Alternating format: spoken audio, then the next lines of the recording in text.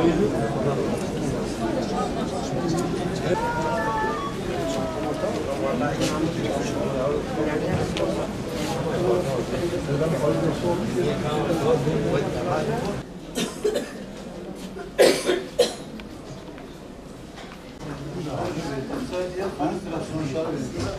sonuç vermedi.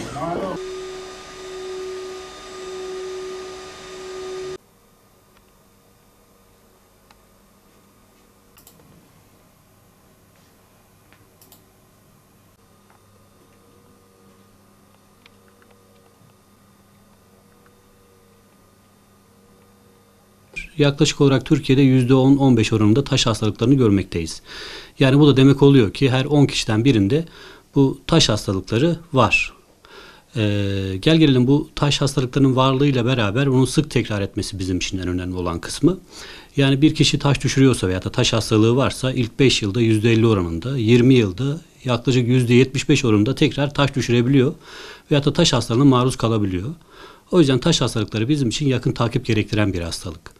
Tabii taş hastalıklarını önlemede veyahut da yeniden oluşmasını engellemek bizim için en önemli olan kısmı. Yani tedavi ettikten sonra bu hastanın tekrardan bize gelmemesi lazım.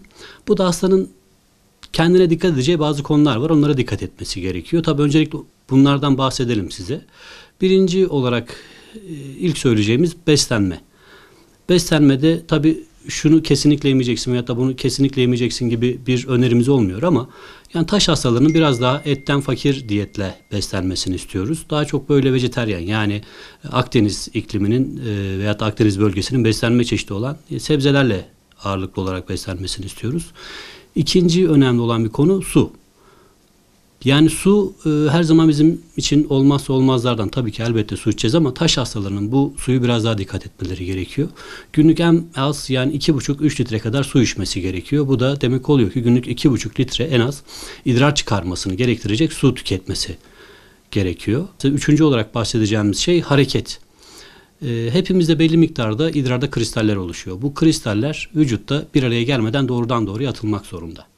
Eğer bu kristaller atılmaz ve de belli bir alanda toplanırsa artık taş oluşumu için gerekli olan süreç başlamış oluyor. Tabii bu taş hastalarında veya da taş düşüren hastalarda bunlar biraz daha önemli. Biz özellikle taş hastalığı olanlarda bol bol hareket öneriyoruz. Bu teknoloji ve teknoloji ürünlerinin hani bu taş hastalıklarının önemi nedir dersek aslında burada başlıyor. Teknoloji derken bilgisayar bağımlılığı, işte cep telefonu bağımlılığı bunlar taş hastalarında özellikle sürekli masa başında işte bilgisayarla uğraşanlarda, ellerinde cep telefonu saatlerce zaman geçirenlerde tabii bu hareketlilik azaldığı için, spor yapamadıkları için bu kristaller belli bir süre sonra artık çökeliyor ve taş oluşum için o süreç başlıyor veyahut da taşı varsa bu taşın büyümesine daha da bir zemin hazırlıyor. Aslında bu cep telefonunun veyahut da bu bilgisayar veya teknoloji gelişmelerinin, teknolojik ürünlerin hani primer olarak, ilk olarak yani taş oluşmasına sebep vermiyor ama taşın sıklığını veyahut da tekrarını arttırmada bizim için çok önemli yeri var. Bunun dışında diğer taş oluşumunu engelleyecek neler var dersek, tuz tüketimi Türkiye'de çok fazla. Tuzu biraz daha kısıtlamaları gerekiyor. Tuzdan hatta fakir bir diyet almaları gerekiyor. Taş hastaları olanlarda özellikle su tüketimine mutlaka dikkat etmeleri gerekiyor. Yani hareketli olmak, yani mobilizasyon. Taşın sebebi immobilizasyon, mobilize olurlarsa yani hareket ederlerse, spor yaparlarsa vücutta o kristal oluşumunu da engellemiş olacağız. Yani kristal oluşumu daha çok kristallerin bir araya gelmesini ve bunların vücuttan atılmasına yardımcı olmuş olacağız. Hareketsizlik her zaman için taş oluşumu için en büyük risk faktörlerinden bir tanesi. Günlük mutlaka bir yürüyüş de olsa, bir hareket de olsa yapmamız gerekiyor. Özellikle bu nörojenik hastalar yani nasıl felçli olan hastalardan bahsedeyim. Bunlarda neredeyse hemen yılda, 2 yılda bir taş çıkartıyoruz. Taş hastalıkları gelişiyor. Bunların sebebi de işte hareketsizlikten kaynaklı oluyor. Hareket bizim için önemli. Ama bu cep telefonu veya da bilgisayar primer olarak yani kendisi taş oluşmasına sebep veren bir durum değil. Evet. Ama onunla uğraşmak, onunla vakit geçirmek, zamanını onlarla geçirmek, hareketsiz kalmak daha doğrusu taş oluşum riskini de arttırıyor. Taşı varsa daha erken dönemde taş oluşmasına sebep veriyor diyebiliriz yani. Son olarak taş hastalarının mutlaka bu saydığımız önlenebilir diye söylediğimiz kısımlara dikkat etmesini öneriyoruz. Beslenme, su alışkanlıkları, bol su tüketmelerini, hareket, spor, ondan sonra tuzdan fakir diyetler, bunların hastalıkların daha geç süreçte nüksetmesini sağlayacaktır. Taş oluşumunu da engelleyecektir mutlaka.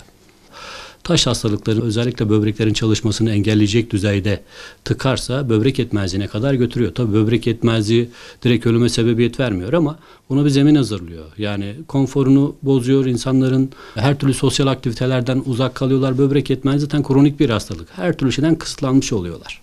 Tabii taş hastalığı toplumumuzda hakikaten yüksek oranda görüldüğü için her 10 kişiden birinde özellikle bölgesel dağılım da çok önemli. Özellikle Doğu ve Güneydoğu Anadolu bölgesinde biz taş hastalıklarını biraz daha sık görüyoruz.